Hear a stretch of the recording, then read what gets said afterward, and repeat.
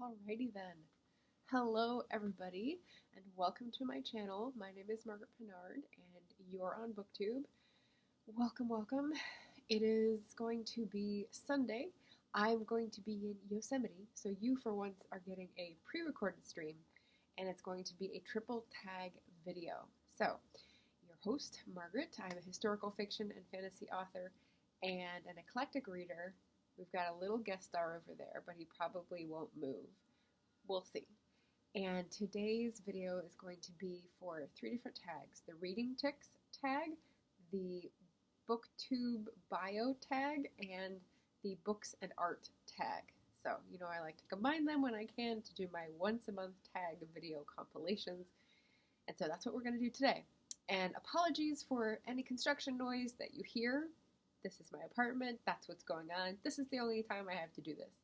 Apologies for the video quality. This is an old computer because the new one won't work with iMovie unless I upgrade it, and I've fallen for that before. We're not doing that. Propaganda I am not falling for. Yeah. And otherwise it's just going to be a long, rambly, and self-indulgent tag video. So hopefully you're here for the journey. Okay, so first we have Reading Tics. And can I just say, many people have done this tag already, and it's originally by Kevin Towle, so definitely tag him in the comments. I was tagged by Book Chat with Pat and CG Rated Books in February and in May, so it takes me a while to do tags, we know this. But in many of the videos that I've seen, people confuse tics, T-I-C-S, with T-I-C-K-S, and as someone who doesn't like spiders, and therefore by extension arachnids, please don't confuse the two, okay? A tic is a repetitive, sometimes involuntary movement, and I think that is the sense in which we're going into reading tics. I think it's just habits.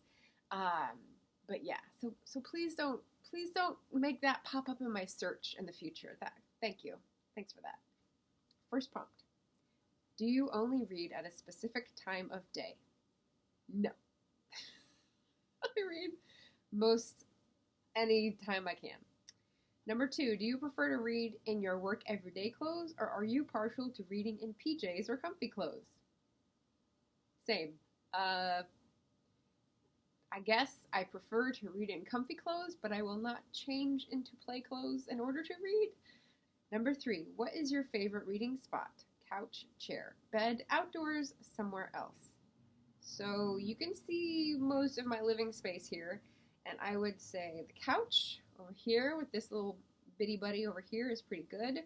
The chair, which you can't see, there's the back of it over there by the window. That's pretty good. In bed, I read for a couple hours in bed this morning, which is great. As long as I'm curled up like a shrimp. And I have a hard surface close enough to hold a cup of tea. I've had to rearrange some things in my living space because I discovered that every time I sit down and read for a bit of time, I want to have a drink, I want to have a tea and a mug, and I need a place to put it where it won't capsize. So that is helpful. Number 4, do you snack while reading, or is this a no-go? No, this is a definitely go. I don't generally snack while reading, but I do snack when I'm nervous or stressed, and reading is usually the opposite for me.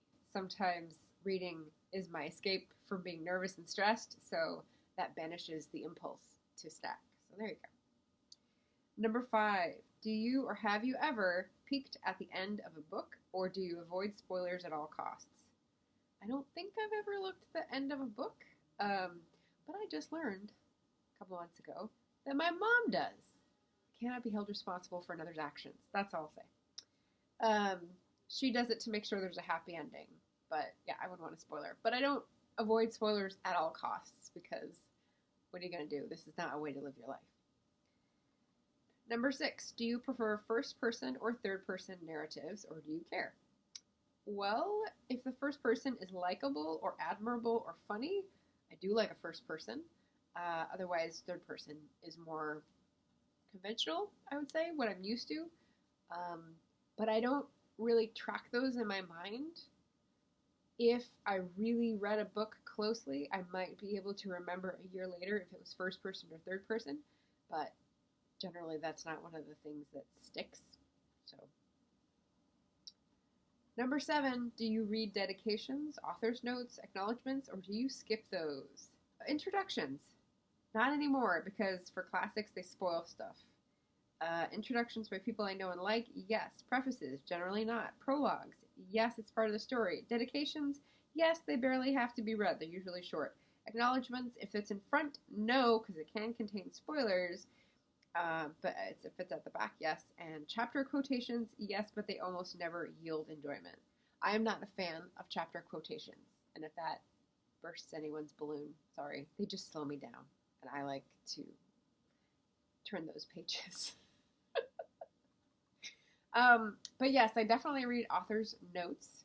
As someone who writes historical fiction, I usually use the author's note to provide additional context, to answer questions I think the reading might bring up, and generally satisfy my reader's curiosity. So if I'm going to be reading another person's book, that is what I will look for in an author's note.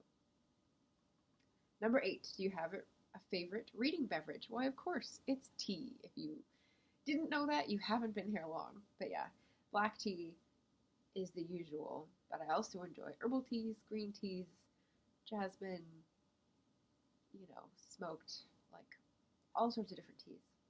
Number 9, how do you decide what to read next? TBR, mood, goals, random choice. So I did the notes for this quite a while ago, and I noted that Read Red just had a whole video on this. So this is like a couple months ago. The channel Read vertical bar Red. It's hard to explain it auditorially, so it'll be down in the description. But I generally have a rotating choice of mood, readathon, prompt, friend, promotion, TBR veteran, research needs. So basically I have a lot of competing priorities for what to read, and right now, for example, I'm trying to finish and succeed with Herkyed, so I've got like 12 books that are just for that readathon, and they're all books that I have and want to read, but like not necessarily right now, but because of the readathon prompts and they fit, it's right now. So no mood reading for June, but it'll come back. July will be full of mood reading plus agitation August reading. Friend recommendations or friend loans, I've got a couple of those that I need to do. Promotion, meaning someone asked me to read something, but that doesn't happen very often. TBR veteran, meaning like the ones I just talked about last week, where they've been there for a while and they need to be read and disembarked, deboarded, defenestrated. I don't know the word I'm looking for, but that urge to like read it and get rid of it because you're not going to keep it. So yeah, I'm scaling down. That's basically what that is. And research needs. So if I'm looking for a special topic for the work in progress, and I'll say a little more about the work in progress in a second. But yeah, so I try to rotate all those different needs in every month, and sometimes we veer one way and sometimes we veer another depending on circumstances. Tag some others. So for this one, I'm just saying anyone can play along. Feel free if you haven't answered these questions before and it feels new and fresh. Just for the love of Pete, use the right kind of tick. Thank you. Okay, so that's one down. Okay, the next one is the Booktuber bio tag, which is by Jessica's library card, and I was tagged by Jim's books, reading, and stuff. I tried to tag Jim in one of these tags, but he's done them all before me, I think. So, again, if anyone hasn't done these and feels called, consider yourself tagged. First question. Who are you? Share a little bit about yourself, as much as you feel comfortable. So as I say at the top of every video, I'm Margaret Pinard. I'm a historical fiction fantasy author, an eclectic reader, and you're on Booktube. But let's see, I've been on Booktube for almost 5 years. I came on looking for a platform where I could find readers, and it's worked out pretty well. It's better than Instagram, it's better than Facebook, it's better than Twitter for me. I try to avoid Meta now. I am no longer posting on Twitter, and I refuse to call it anything else because we hate that guy. So I've been writing books. I'm on my 8th book, hoping to publish that next year, and I I write historical fiction, so I'm a big history nerd. So a lot of what you will see me talking about on this channel is nonfiction and historical fiction that helps me learn about different eras, as well as nonfiction that is about how to live your life, self-help, and, you know, what's it called? Sociology, I guess. Both of my parents were sociology majors, so that may have contributed to that. There we go. There's enough to be getting on with, as the Brits might say. I am an Anglophile. That's another hint. Let's see. Number 2. How long have you been on Booktube? Almost 5 years. Number 3. What kinds of books do you love to read? Has Booktube had an effect on what you read? Now, I did see, I think I saw Charles do this recently. And, you know, I'm not a big person for analytics and statistics, so I sort of combed my brain and the vibes in the room for this answer. What kind of books do I love to read? Well, that's an easy one. History, mystery, romance, and meaning making. That's my slogan. I think this might be a good slogan. History, mystery, romance, and meaning making. How's that? Doesn't it sound good? In terms of Booktube having an effect, I would say there's a slight increase in the quantity of reading because I'm paying attention to it, the observation bias, and much more detailed tracking of what I read because I used to just go through Goodreads and now it's Storygraph. It's all the categories, the ratings, the reviews, etc. And new directions. So because of Booktube, I have challenged myself to read some of the following categories that I didn't really have much awareness of before 5 years ago. LGBTQ reads, especially romance, Indigenous reads, graphic novels, translated lit, more than just French, and horror. Yes, I have ventured a tiny step into the horror genre. So yeah, I'd never read most of those before, and this was like, why not? Try something new, see how it tastes, see if we like it. You know, try a different restaurant, maybe they have a different take on the same thing. So yeah, I like being curious and trying things, meaning making. Lots of different ways to interpret that. Number 4, what do you enjoy about making Booktube videos? Having space to talk about books, like I was back in English class. So, I mean, for a history nerd, I'm also an English nerd. I can't remember. It's in my jewelry box. I have all the little badges where I got subject awards in high school. I think I might have gotten one for history one year, and definitely got one at least for English. I definitely got them for French. So, nerd. And I loved like trying to think of symbolism, trying to think of themes, trying to write those essays that were really simple in terms of like, what are we trying to interpret from the book? I love those days. What else do I enjoy about making Booktube videos? An excuse to think deeper about people's work. So I've always been an avid reader, but I don't think past school environments, I have had a lot of encouragement to think more deeply about the books. I've been parts of book clubs here and there throughout my life, but it's been very hit or miss in terms of the people that I connect with or the books that they choose and what have you. So being on Booktube and having to think about things and process them as I go and think, why didn't I like this? Or was I affected by this? That kind of thing is really nice. So it's kind of it seems like a silly answer, but it's kind of like having a garden makes you take time outside, and so like putting your attention on something makes you appreciate it more, but also it allows you to process your own life and your own behavior more.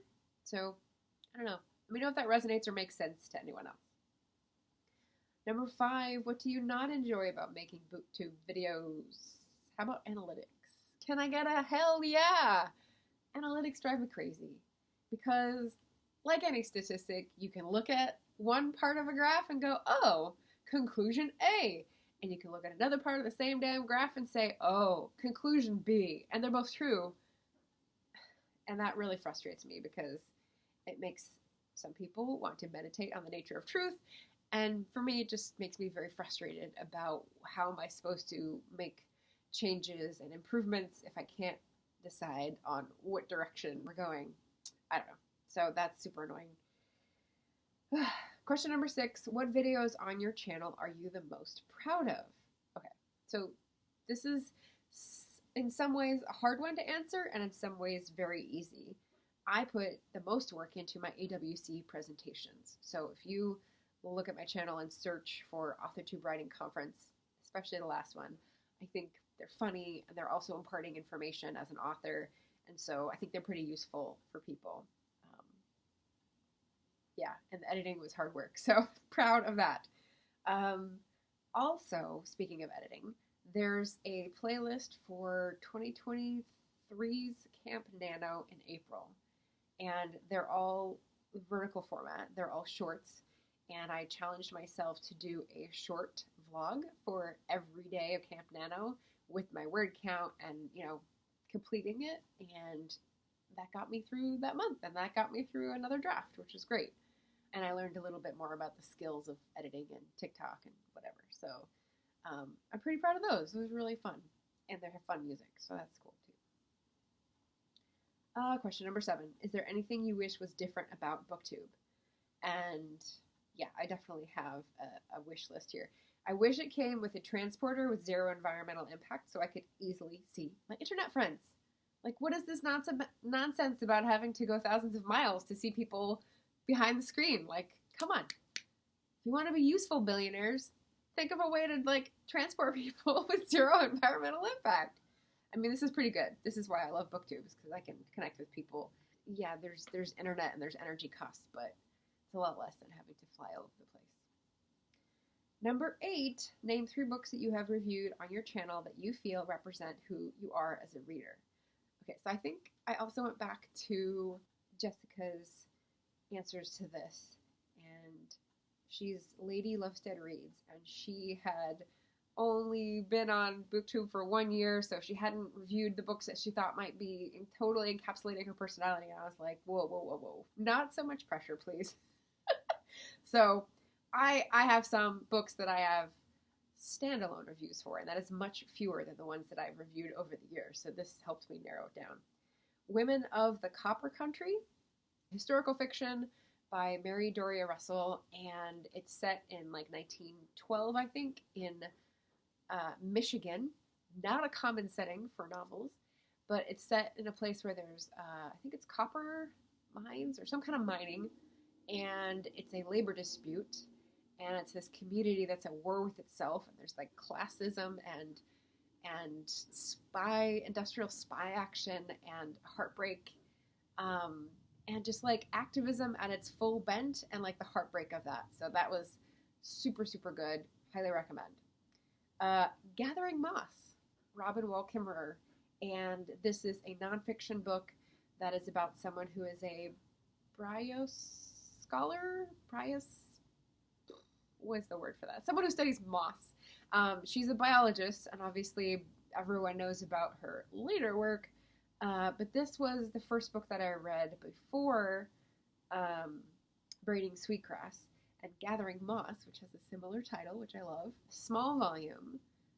It's from an academic press, I believe, but it's a similar approach. It's someone who is a scientist who has an awe of nature and what she studies, and attempts to bring that to people's notice in a prismatic way. I'm using that now. I coined it a few days ago, and I'm just using it now, in that she talks about how she does her work, she talks about who she interacts with, she talks about the plant itself and how it grows, she talks about, how people found out what thing did different actions, the industrial application of those pieces of knowledge. It's just a fantastic book, and for people who are environmentalists or interested in advocating for nature, it's a classic. Can I call it a classic if not that many people have read it? I highly recommend this one. 3rd book, I Want a Better Catastrophe. And of course I just forgot who this is. Andrew Boyd. So I read this one at the end of last summer, I think, so almost a year. And I picked it up because it was recommended by my local indie bookstore. And it's one guy who's been a climate activist for his whole career and done lots of different things, and is sort of slowing down and realizing, okay, we've just tipped the scales with our last decade of terrible environmental goals and not meeting them. And we're in for a rough awakening, right? And how are we going to confront that? Because now we can't like turn. There's no way to turn. We're running into the blind alley. He's trying to process his grief.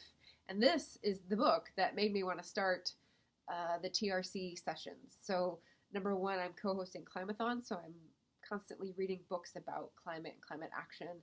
But also Truth and Reconciliation for the Climate is my effort to bring people on to talk about what they're most concerned about in terms of the climate catastrophe, in sort of a reflection of Andrew Boyd's processing and community calling in. And so that is a fantastic book. He interviews several different shades of climate activists who have different views about how screwed we are and what they're doing about it. And I just thought it was fascinating. So again, not a book I would pick up if you don't already know a lot about climate, but definitely a great one to pick up if you are burnt out or feeling despairing or need more of a community feel in terms of how screwed you think we are. So yeah, so those three, historical fiction, science and nature, and psychology and activism are sort of three that represent my channel at this point, I would say, pretty well. Number 9. All right, number 9 is name 3 booktubers whose content inspires you. But you know what? I can't name just 3, so I went for 5. Written in Melanin, that's author C.M. Lockhart, and she has a channel where she talks mostly about author things. She's definitely more of an author facing channel. So she has people on to chat about current trends, current events. She updates people about her work in progress. She has fun events for releases and podcast and like behind the scenes Discord. And she runs this whole Melanin library that is a service for indie authors of color who she supports through curating their books and making them available for sale. So Written in Melanin, she may be burnt out right now, but she's doing a whole lot and like very inspiring, Chelsea. We've got Bookish Texan, which is Brian, and I think he's one of the people that I've been subscribed to for the longest, although I don't have a good concept of like when I started with people, but I've definitely been watching his channel for a long time, and it's funny. He's a writer himself. He's just had to go through the publication process for an academic history text, which is awesome. He's very good at turning around trends and responding to topics in the moment, which I cannot do. It takes me forever to process things and like feel okay with sharing it, so mad props. And just very community minded. Brian goes on other people's channels, he talks, he laughs. He's got like the parody bro series, lots of funny stuff. So I think the fact that he's come back and reinvented his channel, his secondary channel, and like puts his money where his mouth is, that attitude is very inspiring. So thank you, Brian. We've got Daniela at uncommon_reader. And Daniela is a newer channel that I subscribe to. She is Italian, but living sometimes in California and sometimes maybe in Italy. I can't remember. She had her 2 places, but she's done some great tags, and she always has lovely reflections in her videos, and she's a deep thinker and sharer, and I love that when she reaches out, it feels very authentic. So there's Daniela. I've got Library Without Borders. So all these will be in the description, but that's a different channel that I'm not going to spell out. And what really impressed me about this gal's channel is she had a video about the Congo and the conflict going on there. And she has roots in that country and really wanted people to know about the conflict. And again, that's the sort of putting your money where your mouth is, where like you can be curating a brand, you can be trying to get a bigger audience and grow your audience, but like the things that are really on your heart, as they say, the things that really matter to you should have a place in that brand, even if it's something that's possibly going to turn people away. So I have a lot of respect for people who read books, review books, talk about like readerly themes, but then also when something is happening in the world, they bring it in and they share about that so that people know what's going on with them, and this is important for the whole world, not just them. So I loved that video. And then Musa at Books Are My Social Life. So this channel is someone who is not in Caribathon, but reads a lot of classical Caribbean literature and modern Caribbean themed literature, modern books, LGBTQ books. He has some really fantastic sort of social critique essays. So I follow several channels that are like social commentary-esque, but they're not booktube channels, but Musa is. And so yeah, I really appreciate his take. And one of his videos about anti-intellectualism was what spurred me to organize Agitation August as my theme, because I feel like this is something I saw cropping up in a lot of different places, and I really wanted to respond to it and get people countering that feeling. So we're going to be the anti-intellectuals. There you go. Inspired by Musa, and he's put several books on my TBR, Trinidad and Tobago books, and yeah, so great, very inspiring. All right, number 10 is share the love. It can be challenging to find your audience. Name 3 booktubers who think you need more, who you think need more hype. Hopefully everyone thinks I need more hype. So for this one, I'm going to list 8 channels that I miss and wish would come back and make content. So this is like sending it up to the folks who I am still subscribed to, because if they come back, I want to know. But they haven't made videos in years in some cases, and I just hope they're doing well. So maybe they'll feel this energy in the universe and have positive impact. So that's Maria at MH Books, who I did a buddy read with, Deborah at Bookin' with Deborah, Lisa at Lisa in Bookland, we did a fabulous buddy read, Jenna Gordon over there in Florida land, I think, Song of My Shelf, and just great book reviews and snappy humor.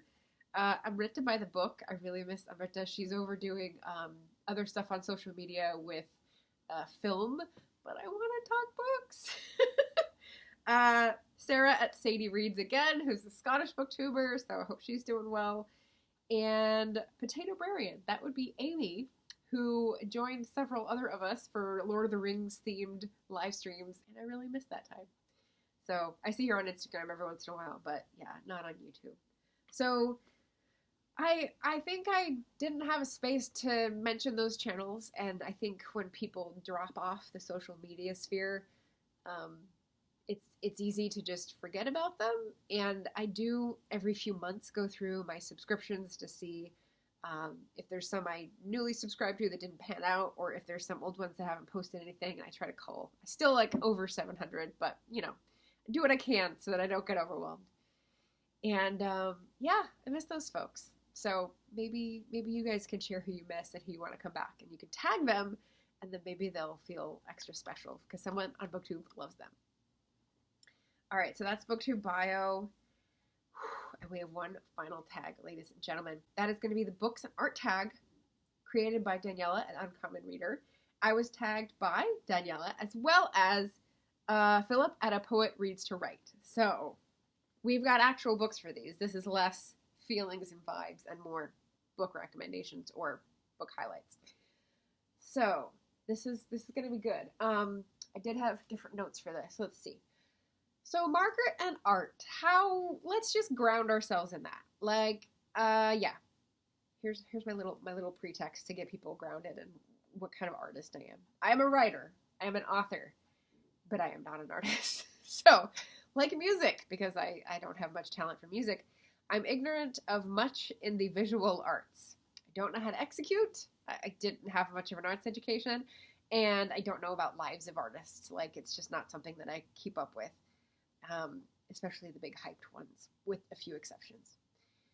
So, Daniela's tag highlights paintings. I did have one photograph that I was going to sneak in, but then I thought, it's just one. I'll stick to the paintings, and maybe we'll do photography at a different time.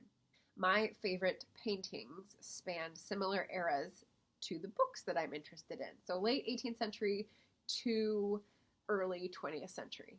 And I will show some of them. And I'm doing this in chronological order. So this is just like a little preview before we get into the tag of some cool paintings that I keep around here. Not all of them, but some of them. And I will use one of these for my bonus prompt at the end. So this is Madame Leblanc by Ingres. And this is, I think, 1820 something. It's giving textile richness. It's giving bored white woman gaze. It's giving I'm flaunting my wealth with this black lace gauze thing. Anyway, this is the sort of stuff that I love looking at the fashion of, and looking at the fabrics and how artists do fabrics, because it seems like magic to me. Then we've got this kind of thing, romanticism, like Lady of Shalott by John William Waterhouse. Love that. This may not be in a chronological order. That's fine. We've got this. Most of these are on greeting cards because that's how I take souvenirs. By Jean-François Millet. It's called The Gleaners in 1857. This is from the Musée d'Orsay. And something about this just like struck me. I often like to look at paintings that have social commentary or a mood. This one I actually have 2 copies of because I bought it twice in 2 different trips. It's Eastman Johnson, The Girl I Left Behind Me, 1870 to 1875. Again, sorry for the video quality. A mood, look at that. So this was one of the inspiration pieces when I was writing Remnants, my series about immigrants going from Scotland to New Scotland, and that feeling of just being torn apart from your homeland. So, mood.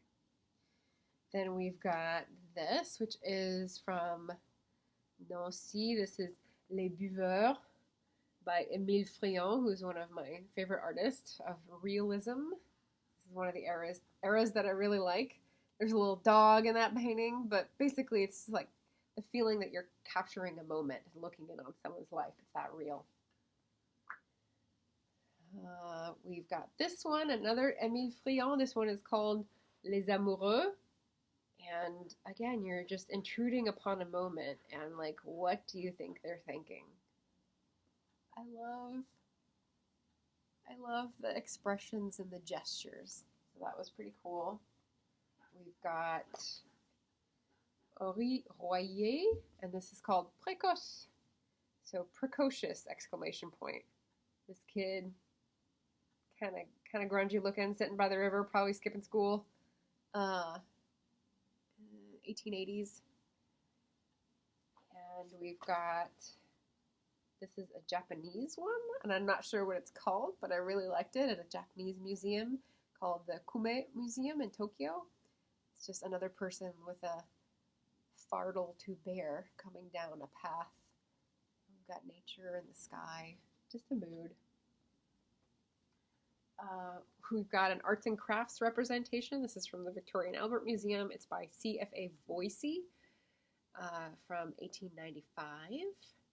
And I love the graphic artness of it all, and the colors and the composition, and the old saying turned into art.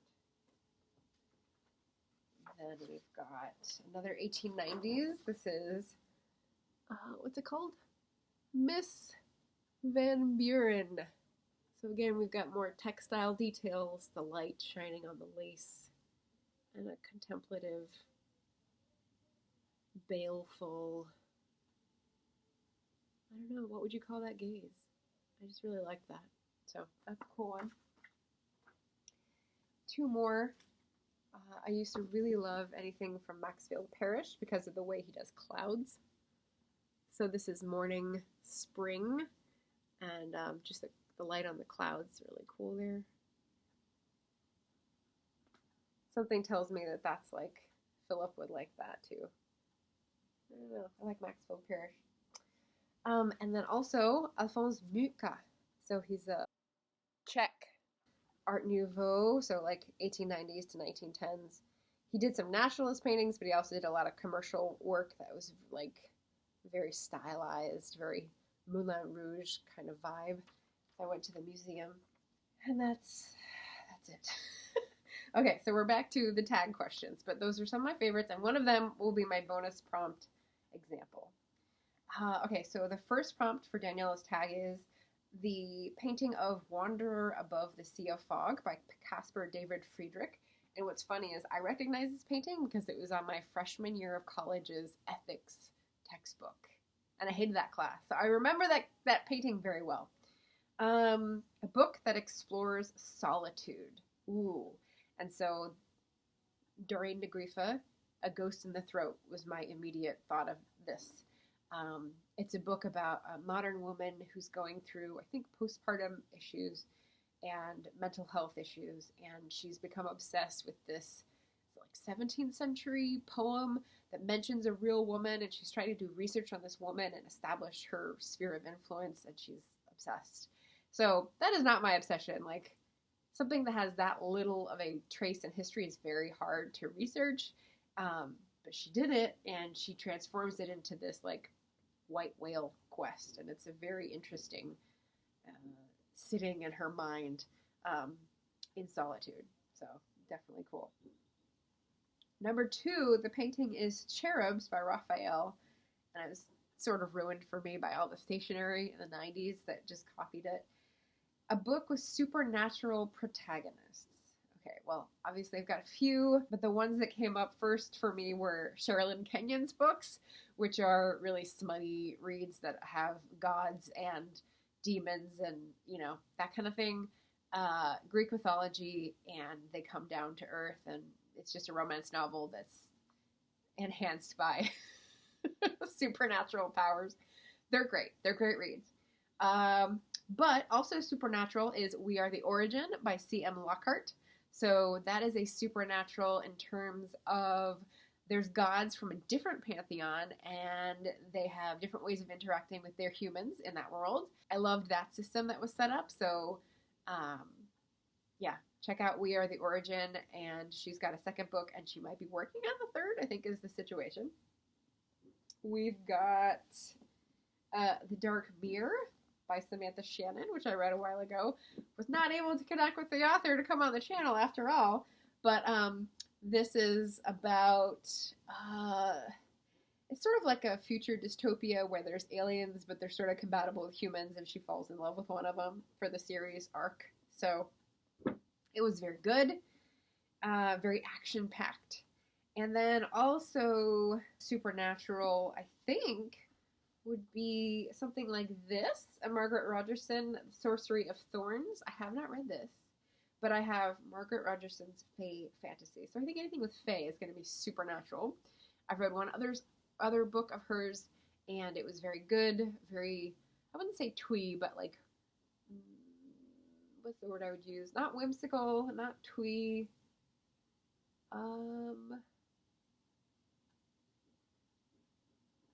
don't know. I'm going to have to think about that one. It's very unique. So I'm excited to read this for Pride Month, so later this month. So those are all the supernatural prompts. Prompt number 3, the painting is Moscow by Kandinsky, a book set in the future, sci-fi or dystopic. So I've got another friend with a book, Herrick's End by T.M. Blanchett. Is a young adult, pretty dark urban fantasy series, and it's got magic system. It's set in the Neath, and it's a finished trilogy. So if you're looking for a sci-fi dystopian set in the U.S. and a parallel world with lots of like dark technology and beings and alliances and cool stuff, like definitely check that out. T.M. Blanchett, Herrick's End. And then the other one that I have for future is, Memory Librarian by Janelle Monáe. And I got this book on Beth Ann's recommendation, and I haven't read it yet. It's been years. So, you know, one of those books. It's a TBR veteran. So that's future. The next prompt is the painting The Cradle from Berthe Morisot, who's an impressionist painter. This is a book with a special bond between mother and daughter. And my comment when I wrote up my notes was, there's a lot more problematic relationships than good ones, so I'm going to default to my own. And I think I was thinking of Remnant's trilogy again, but having written this down a couple months ago, my thinking has evolved in that the current work in progress has a much more interesting relationship between mother and daughter than anything in Remnants, I think. So, special, interesting, traumatic, twisted. It's a different relationship than I've written before. So yeah, that's going to be Amelia's story, book 2 of The Widening Gyre.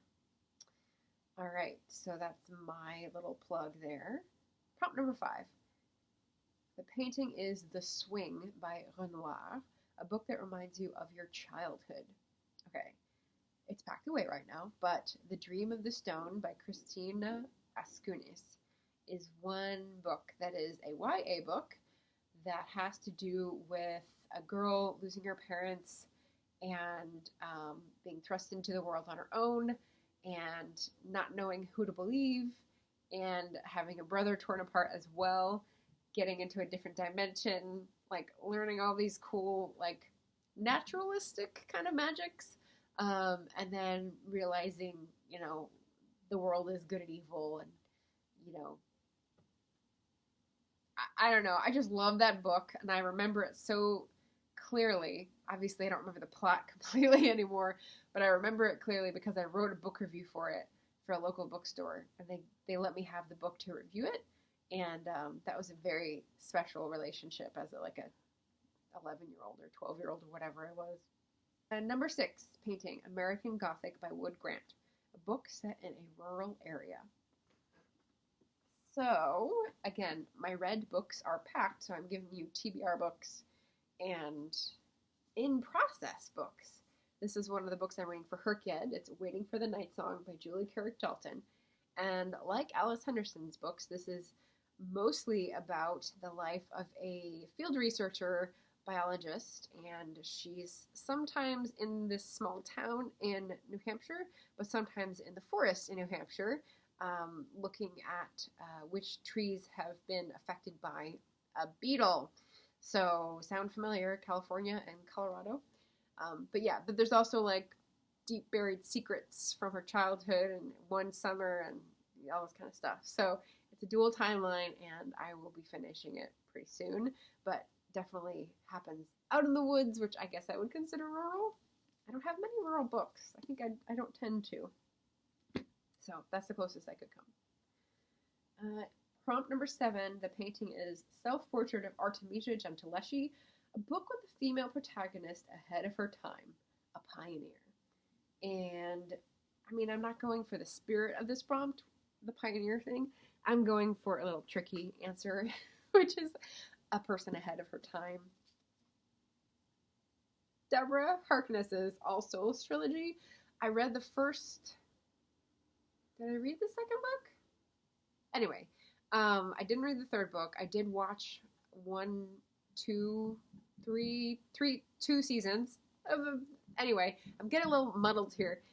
Times Convert is the 4th book, and I have not read it, but it takes place in the American Revolutionary War as well as current timeline, and I'm pretty sure there's a woman who's alive in both and is ahead of her time by the time we get to current timeline. I don't know. I'm confusing myself, which I always do when I talk about time travel, but yeah, I'm excited. I'll read this eventually, and I think it'll be fun. Bonus, what's your favorite painting or art? Create a prompt to match your art with a book title.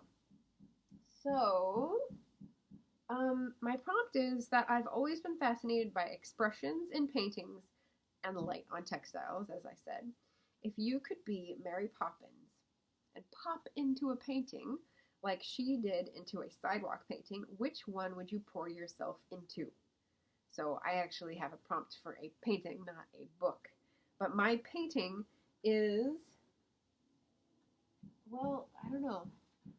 I'm going to go with 2. So if I was in a mood to listen in on a conversation, I'd say Les Amoureux.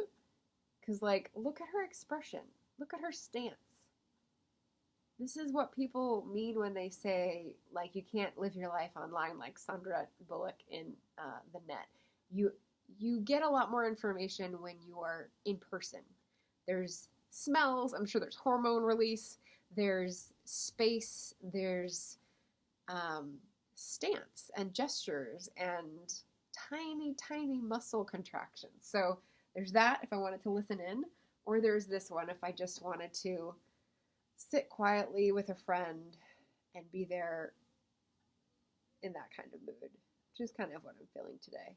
And that is Miss Van Buren by Eakins, Eakins, in the Met, I think. So those are the two paintings that I would pick for my bonus prompt. And I'm not going to match it with a book if that is not the actual bonus prompt. I did it wrong, but that's okay. And this one I am going to tag some people. I looked to see if they did this tag, and they have not yet. So if they have still not done it by Sunday, then I will have tagged them. That is Jessica at Lady Lovestead Reads, Charles at CG Rated Books, and Garrett at Book Songs and Other Magic. So yay! And I'm sure this will give Gareth a chance to talk about his graphic novels and like comics and stuff like that he has quite extensive collection of. So very excited to see your guys' takes on this. And we did not go as self-indulgently long as I thought we would. So there we go. That's what happens when you don't have chat to interact with. If you find any of these tags interesting in terms of what they revealed about me, feel free to take one and run with it, or take all of them and run with it. I will be in Yosemite with my family at a reunion this week. So cheerio, and if you can drop something in the comments, maybe one answer to one of the prompts, that would tell me that you're here and make me feel less lonely. So, hey. All right, I will be back again soon, and until then, take care, everybody, and happy reading.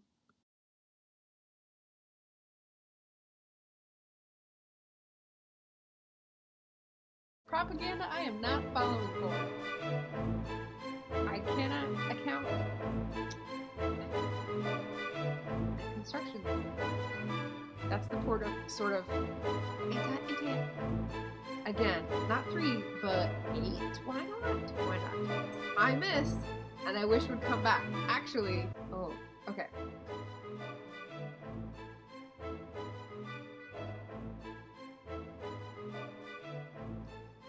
I can't remember if it's like a book in Shakespeare's time. I may have.